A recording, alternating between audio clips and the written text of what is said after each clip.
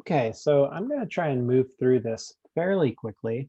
But what I want to talk about is just a quick review of what a sequence is, why they exist, the notation we use, and then talk about explicit versus recursive formulas for sequences, and talk about a specific type of sequence, which is the arithmetic sequence. Okay, so these are the questions we want to start with. What is a sequence? Why do sequences exist? And what is the notation we use for sequences? It'd be great to pause and think about these questions before I move on, because in about 5 seconds, I'm going to move on to the answers to these questions.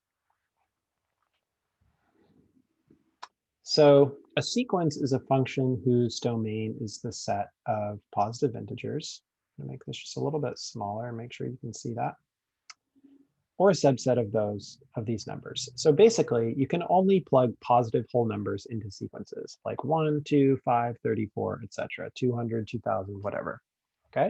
It doesn't matter what you get out. It matters what you plug in. You can only plug in positive whole numbers. Why do they exist? Well, they model things where fractional numbers wouldn't make sense. So people, you don't have fractional, people, negative people. Cars, payments, the number of payments, you pay your fourth payment, you don't pay your 4.3rd payment. Generations, etc. So there's lots of things in the real world where negative values don't really make sense, and neither do fractional values. So that's why sequences exist. Thinking about the notation, I've got an example here where we could think about I guess it would be the left-hand side, unless it's flipped for you, we have a sequence over here. And remember that this is read a sub n equals 2n plus 5 versus a continuous function, we might call it f of x equals 2x plus 5. So 2n plus 5, you could see for our n values, we can only plug in 1, 2, 3, 4, and other values. So if I plug in 1, I would get 2 times 1 is 2 plus 5 is 7. If I plug in 2, I'll get 4 plus 5, which is 9. If I plug in 3, I will get 11. If I plug in 4, I will get 13. Okay, so if I were to graph those, let's say this is, I don't know, let's call this 5, 10, 15. So if I were to plug in 1, I would get out 7, which is around here. Plug in 2, I'll get out 9. Plug in 3, I'll get out 11. Plug in 4, I'll get out 13. So that is how I would graph the sequence. You'll notice that I'm not going to connect them because, again, I can only plug in 1, 2, 3, 4. I can't plug in 1.5, which would put the point in between. But over here, for f of x, I can plug in anything I want, any real number, as long as it's in the domain. But since this is a line, anything's in the domain. So plugging in -3, for instance, I would get -1. Plugging in 1.5, I'd get 2 times 1.5, which is 3 plus 5 is 8. Plugging in 0, I'd get the y-intercept of 5. Plugging in pi, I'd get 2 times pi plus 5, which is around, 12, 17.28. So if I were to graph f of x, which, very similar formula here, obviously. Plug in -3, I get out -1. Plug in 1.5, I get out 8 up here. Plug in 0, I get out 5, and so we would then connect these and have a nice linear function. So I know the graphs look different, but this portion is very similar to this portion. It's just that one is continuous versus one is discrete. So that's just a little reminder of what a sequence is. Okay, so recursive formulas for sequences are different than what we've talked about. What we talked about back here and earlier on, this is what we call an explicit formula. So I'll add this in just so you know that this right here is called an explicit formula for a sequence. Okay, and that's because it explicitly tells us what to do. It says, plug in this n value, and here is going to be your a sub n value. But what we want to talk about now is a recursive formula. And a recursive formula, what it does is it gives you the first term. So it says, here's the first term. And then it tells you how to calculate the next term from the previous term. So it's kind of like a ladder, right? It says, here's the first rung, And then this is what you're going to have to do to get to the next rung. And then from that rung, you're going to need to do this to get to the next rung. And then from that rung, you're going to need to do this to get to the next rung. So it's different because instead of being able to just plug in 100 and find the 100th term, you need to find the 99th term in order to find the 100th term. And in order to find the 99th term, you need to find the 98th term. And in order to find the 98th, 97th, 96th, 95th. And so recursive formulas are great for this. They are great for finding the next term. They are not great for finding the nth term, say the 120th term. If you know the 119th term, great, very easy to find the 120th term. But if not, it's going to take a long time to get to that 120th rung of the ladder because you're going to have to climb the ladder all the way up. So let's see if we can write this sequence right here, which we've been given as an example, as a recursive formula. And so basically, when you're given a sequence like this, you know that this is the first term, this is the second term, this is the third term, this is the fourth term. So basically, if we were just to write this out in words, which is what we'll start with, we would write that the first term of this sequence is 25. Now I'm going to look at the pattern and see if I can figure out how to calculate the next term from the previous term. So I'm noticing that here I just added 2, here I added 2, here I added 2. And so it looks like I can basically say that in order to calculate the next term from the previous, simply add 2. So this is what we might call a recursive definition for this sequence. It gives us the first term, and it gives us, it allows us to find the next term from the previous. But we don't always want to just write it out in words like this. In fact, we rarely do. We want to be thinking about it in this terms. But as we are mathematicians, we like to make things a little more efficient. So let's talk about some notation. So first of all, consider this. If you have the term a sub 5, then a sub 4 is the previous term.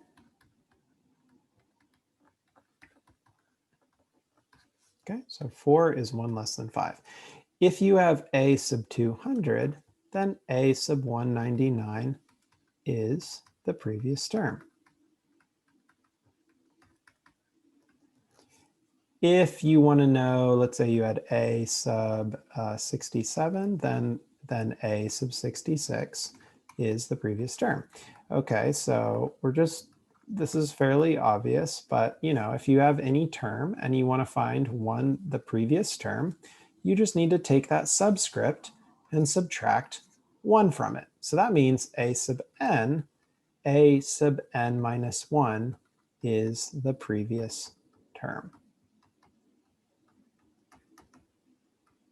Okay, so coming back over here to write a recursive definition, we first write a curly bracket and we say that the first term, a sub 1, is 25. So you should always have the first term. Sometimes you even have 1 or 2 first terms, depending on the sequence.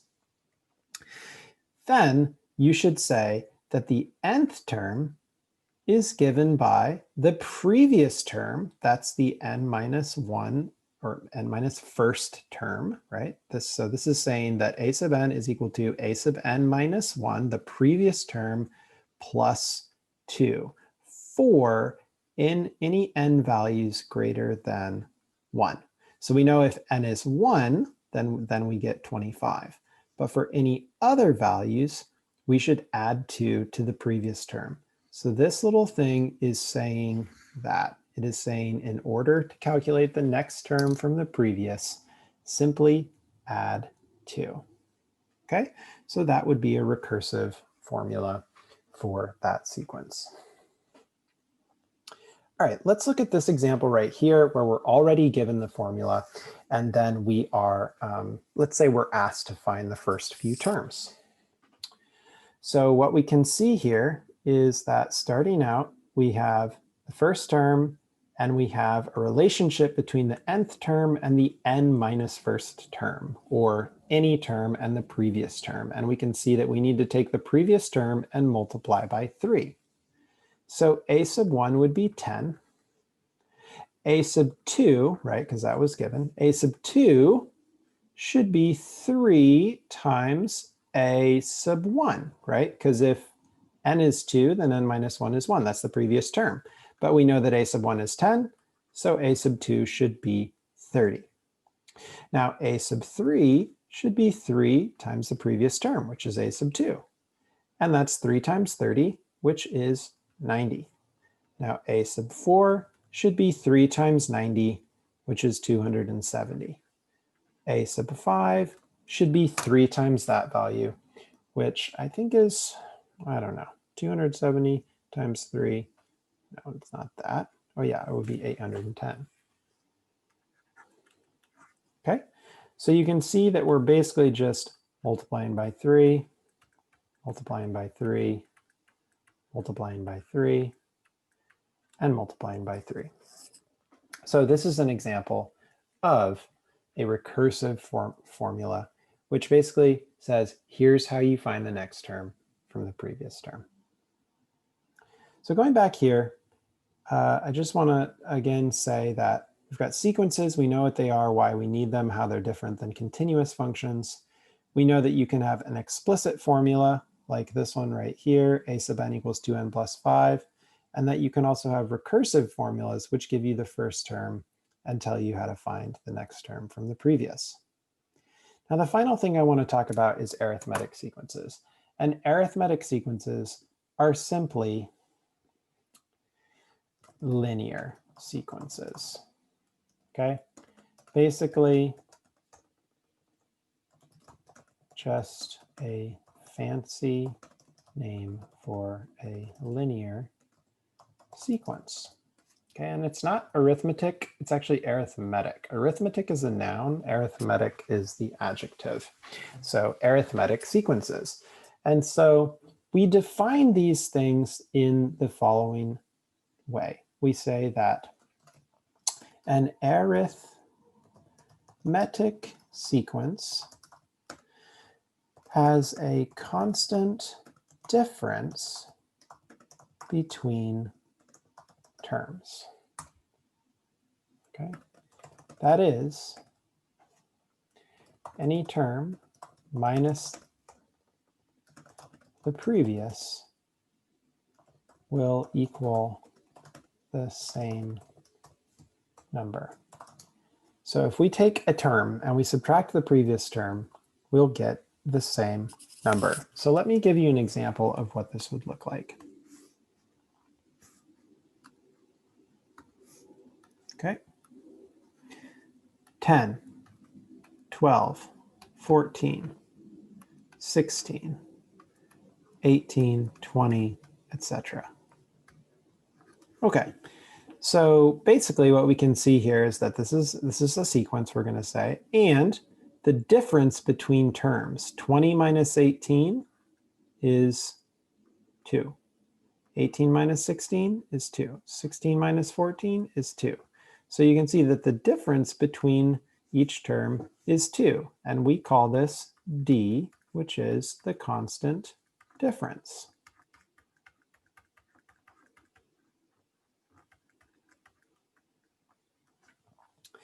So there are basically two ways to write an arithmetic sequence.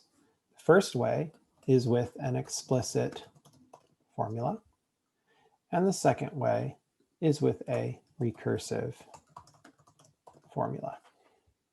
Okay, for the explicit formula,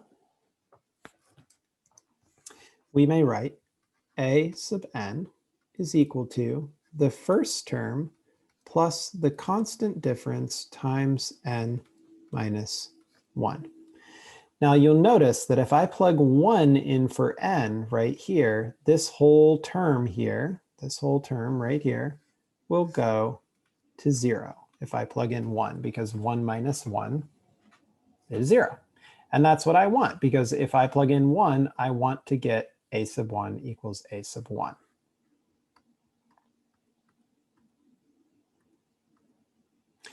So we could look at this example right here and say, hey, in this case, a sub 1 is 10, and the constant difference is 2. So the formula for this would simply be a sub n equals 10 plus 2 times n minus 1. Now, if I plug in 1, I will get 10. If I plug in 2, I will get 12. If I plug in 3, I will get 14, etc. So that is an explicit formula for this arithmetic sequence. Now, the recursive formula is maybe even easier in some ways. First of all, I need the first term.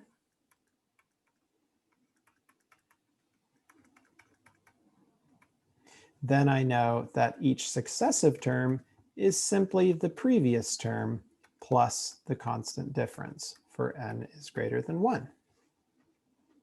So in this case, my first term was 10, and each successive term is simply the previous term plus 2 for any value greater than or equal to 1. So if I plug in different values here, I will in fact get the sequence that I had. So to finish this off, let's just look at one final example here. So let's say that we had the sequence 15, 10, 5, 0, -5, -10, -15, etc. So remember, it's fine if our outputs are negative. It's just problematic if our inputs are negative.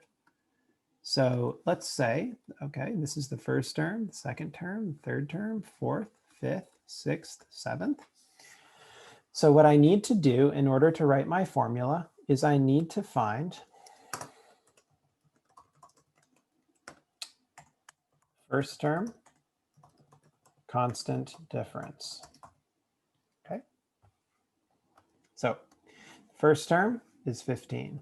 A sub 1 is equal to 15.